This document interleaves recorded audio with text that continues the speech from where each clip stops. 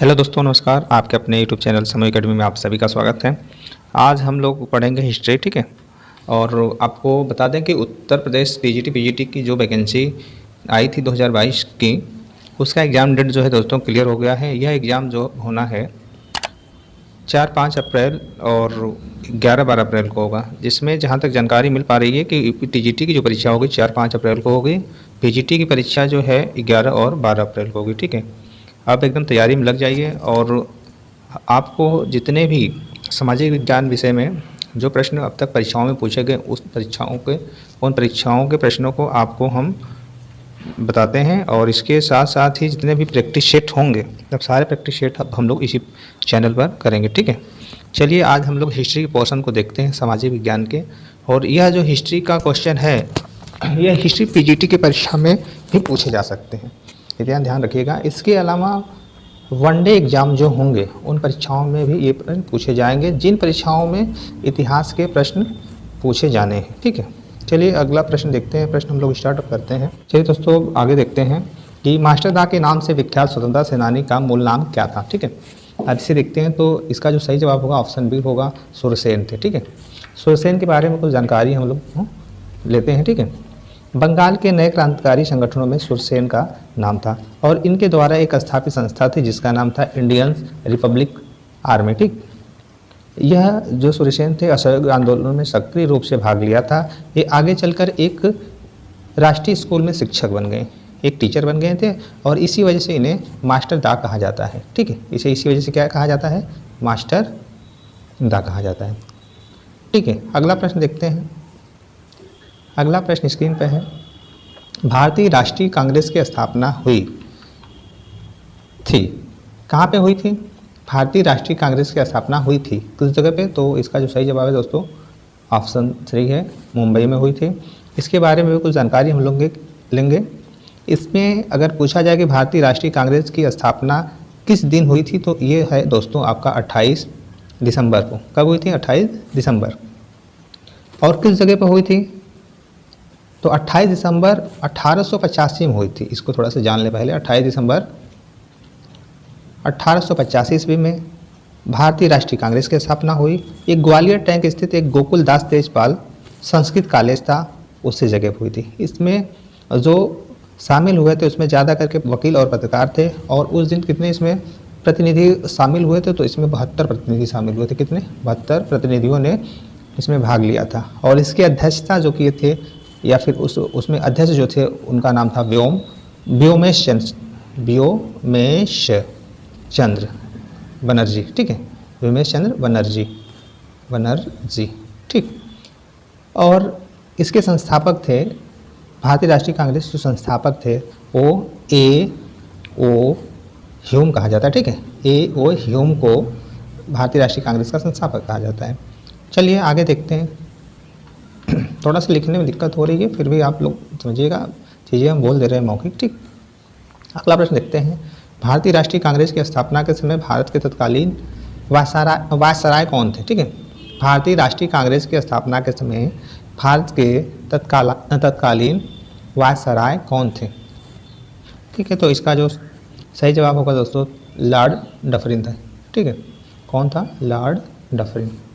Lord Dufferin के बारे में थोड़ा सा जान लें।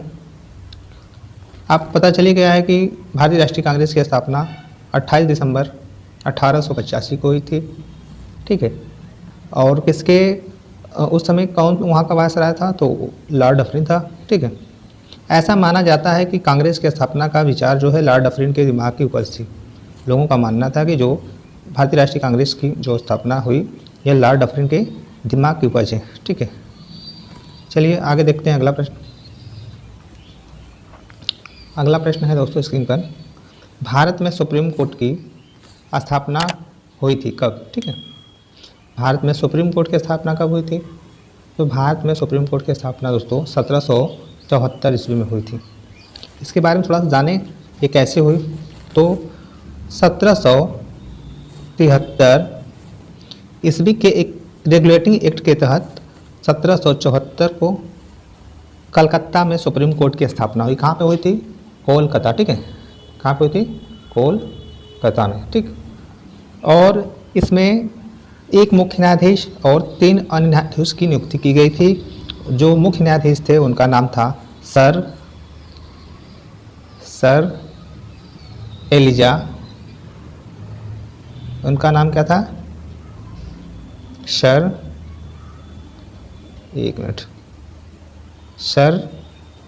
एलिजा इमो, ठीक है, उनका क्या नाम था? सर एलिजा इमो, जो मुख्य न्यायाधीश थे, ठीक है। चलिए आगे देखते हैं अगला प्रश्न। थोड़ा सा कुछ दिक्कत आ जा रही है टेक्निकल, ठीक है, आगे देखते हैं।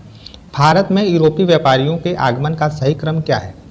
भारत में जो यूरोपीय व्यापारी आए थे वो कब किस क्रम में आए थे, इसके बारे में थोड़ा सा देखना है। तो पहले इसका जो सही जवाब है ऑप्शन यह है, पहले पुर्तगाली आए थे, फिर डच आए, फिर अंग्रेज आए और फ्रांसीसी आए।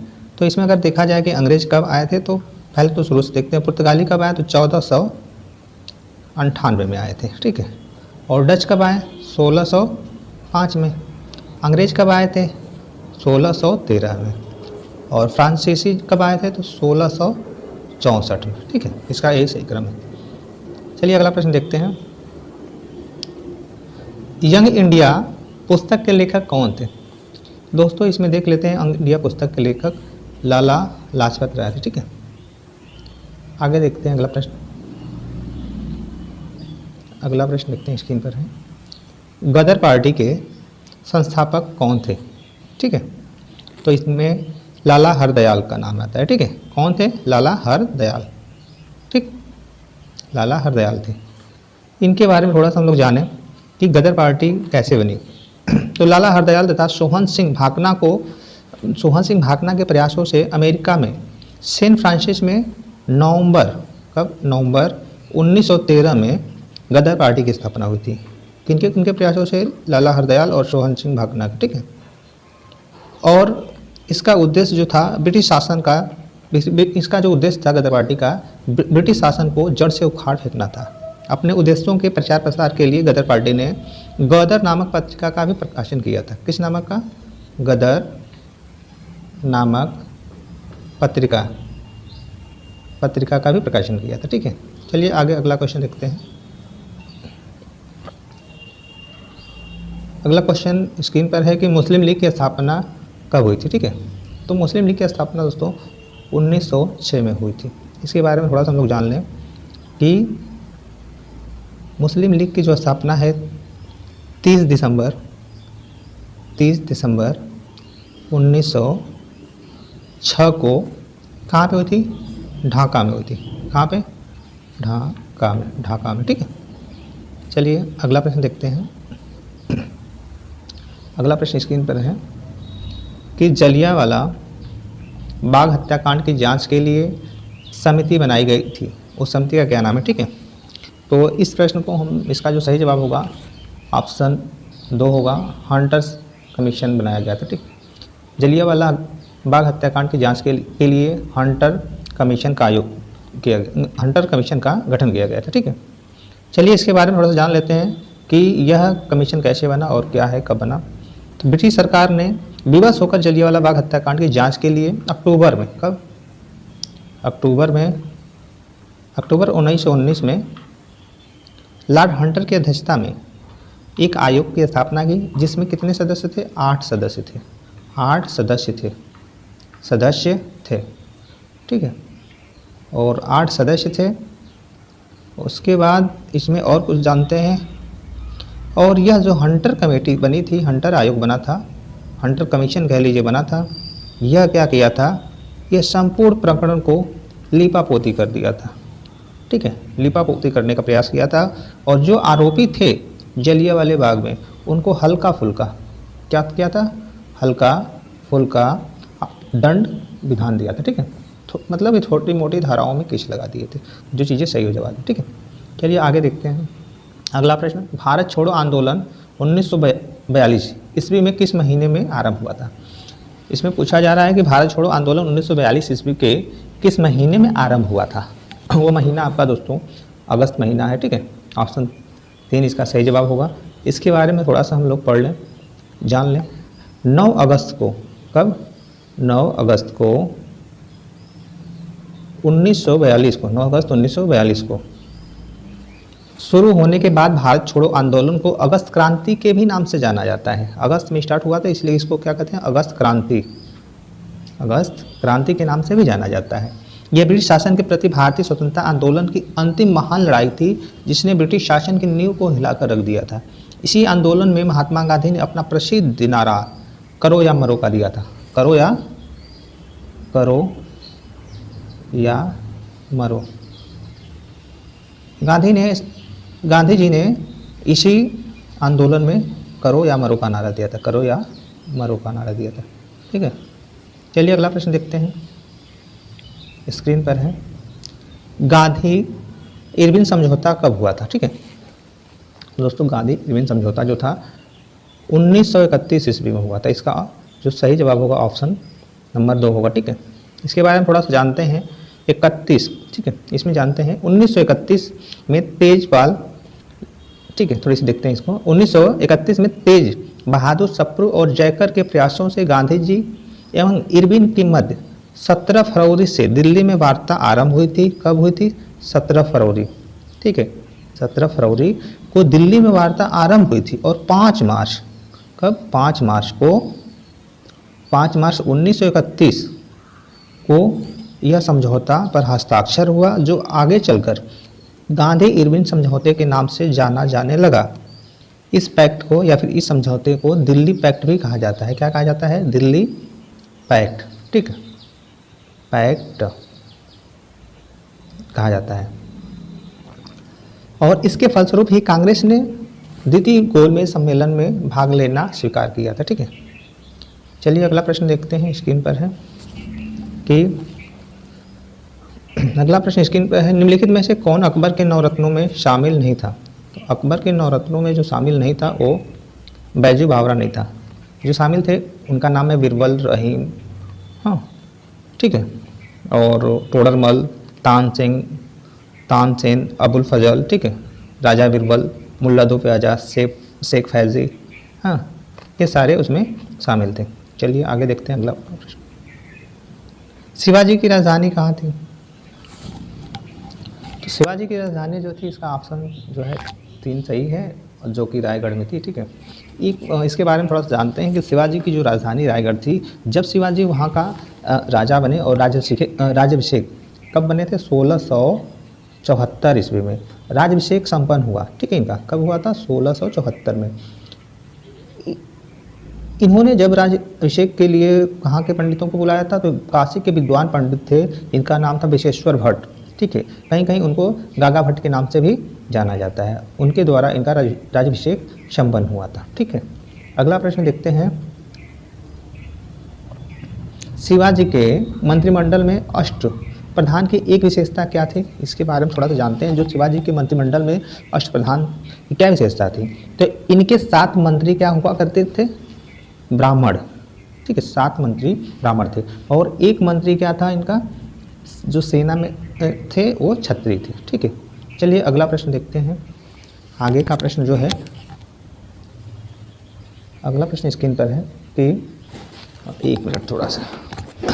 अगला प्रश्न है अगला प्रश्न है वंदे मातरम गीत के रचयिता कौन है? ठीक है, वंदे मातरम गीत के रचयिता कौन है? ये प्रश्न बहुत ही इंपॉर्टेंट है, थोड़ा सा इसे देखिए। वंदे मातरम गीत के जो रचयिता हैं वो बंकिम चंद्र चटर्जी जी हैं। ठीक है, इसका ऑप्शन 2 सही है। ठीक है, इनके बारे में थोड़ा सा जानते हैं। ठीक है, वंदे मातरम गीत के रचयिता बंगाली कवि हैं।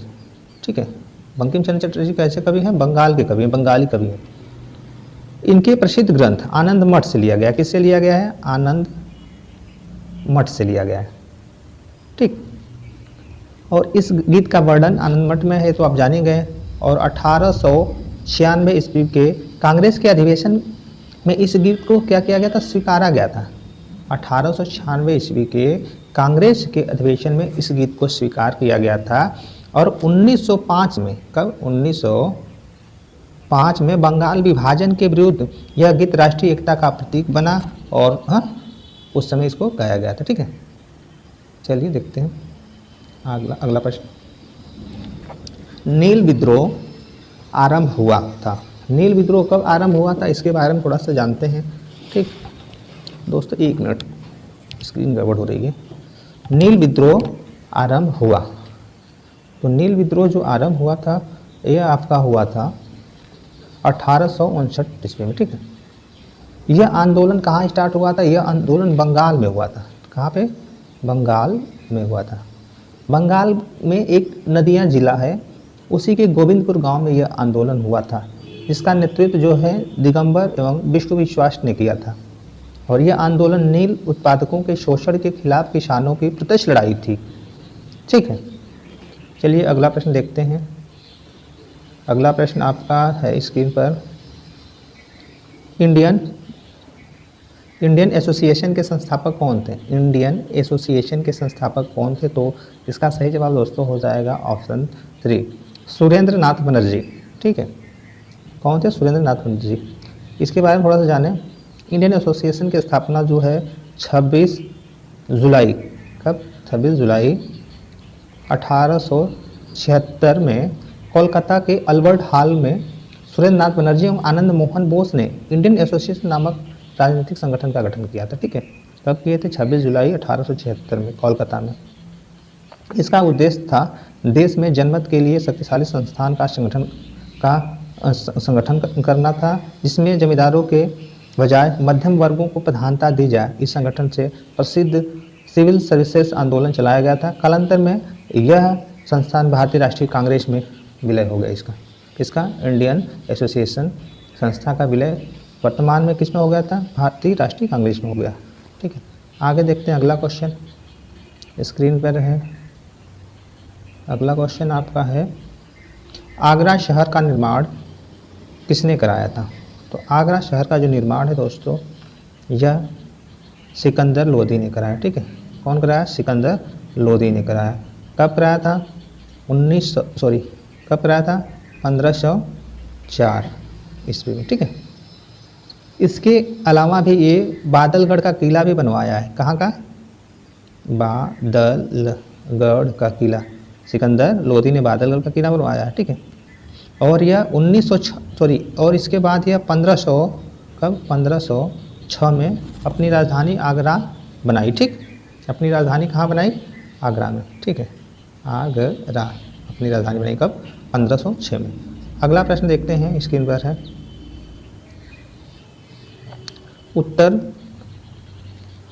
उत्तर रामचरित के लेखक कौन है? ठीक है, कौन थे? ठीक है, तो इसका सही जवाब होगा ऑप्शन 3, भवभूति थे, ठीक है। भवभूति जो हैं, इनके बारे में थोड़ा सा जानते हैं। संस्कृत के नाटककारों में कालिदास की बराबरी अगर कोई करने वाला है तो भवभूति हैं। कौन है? भवभूति। इनकी अतिरिक्त रचनाएं हैं मालती, माधव और महावीर चरित। कौन है? महावीर चरित, ठीक, ये इनकी रचनाएं हैं। आगे देखते हैं अगला प्रश्न। अशोक के 14 शिलालेख पाए गए थे। अशोक के 14 शिलालेख जो हैं कहाँ पाए गए थे, इसे थोड़ा सा देखते हैं, ठीक। तो एक गिरनार में पाए गए थे। गिरनार कहाँ पे, इसके बारे में थोड़ा सा जान लें। गिरनार जो है कहाँ पे है? गुजरात में, गुजरात प्रांत में, ठीक है। गुजरात प्रांत के कठियावाड़ में जूनागढ़ के समीप गिरनार की पहाड़ी है, वहीं पे क्या है? अशोक के शिलालेख मिले हैं, ठीक। आगे देखते हैं। आज के लिए दोस्तों इतना ही, मिलते हैं अगली वीडियो में। जब तक के लिए धन्यवाद। वीडियो को दोस्तों अगर अच्छी लगे तो लाइक शेयर सब्सक्राइब करें।